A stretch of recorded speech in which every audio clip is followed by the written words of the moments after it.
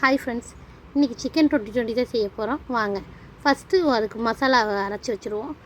ஒரு மிக்ஸி கப்பில் 10 வரமிளகா, 2 டீஸ்பூன் மிளகு, 3 டீஸ்பூன் வரமல்லி இது சேர்த்து அரைச்சி எடுத்து வச்சுடுங்க. குறைன்னு நைஸாக அரைக்கக்கூடாது, இந்த மாதிரி குறைன்னு அரைச்சி எடுத்து தனியாக வச்சுடுங்க. அதுக்கப்புறம் சிக்கனை நம்ம சில்லியை போட்டுடலாம். சாரி ஃப்ரெண்ட்ஸ், சிக்கனை நான் ஊற வச்சதை வீடியோ எடுக்க மறந்துட்டேன்.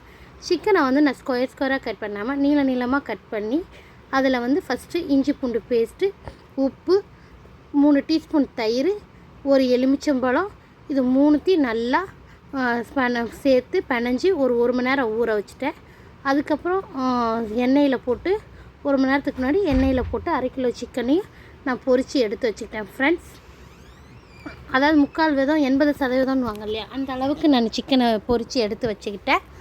அதுக்கப்புறம் 10 பூண்டை நான் தனியாக அரைச்சி எடுத்துக்கிட்டேன் ஃப்ரெண்ட்ஸ். அதை மறந்துட்டேன். அதுவும் இந்த டிஷ்ஷுக்கு மெயின் இன்க்ரீடியன்ட்டு. இந்த அளவுக்கு சிக்கனை பொரித்து எடுத்து வச்சுக்கோங்க. நான் 1/2 கிலோ எடுத்தேன். அதை தனியாக எல்லாத்தையுமே இது மாதிரி போட்டு எடுத்து வச்சுக்கிட்டேன். இப்போ நான் சொன்னேன் இல்லையா, ஒரு 10-15 பல்லு பூண்டை தனியாக குறைன்னு அரைச்சிக்கிட்டேன். ஒரு வானலில் திரும்பி எண்ணெயை ஊற்றி சூடு பண்ணிக்கிட்டு பூண்டை அந்த அரைச்ச பூண்டை நல்லா போட்டு வதக்கிக்கோங்க. அதுக்கப்புறம் ஒரு கைப்பிடி அளவு கருவேப்பிலை அதையும் போட்டு நல்லா வாசனை போகிற அளவுக்கு இது பண்ணிக்கோங்க ஃப்ரெண்ட்ஸ். இந்த டிஷ்ஷுக்கு பூண்டு ரொம்ப முக்கியம். தண்ணி ஊற்றி அரைக்காதீங்க, அப்படியே குறைன்னு அரைச்சிக்கோங்க.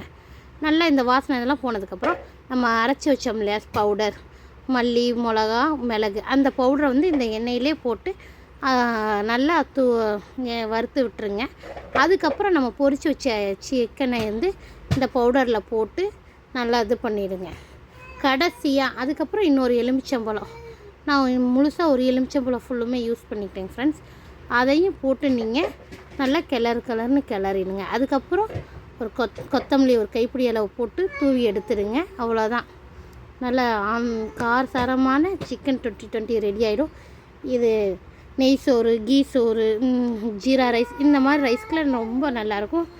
சாயங்காலம் சாப்பிட்றதுக்கு, வெறுதாக சாப்பிட்றதுக்கும் நல்லாயிருக்கும் ஃப்ரெண்ட்ஸ். செஞ்சு பார்த்துட்டு எப்படி இருக்குன்னு எனக்கு கமெண்ட்ஸ் பண்ணுங்கள். தேங்க்யூ.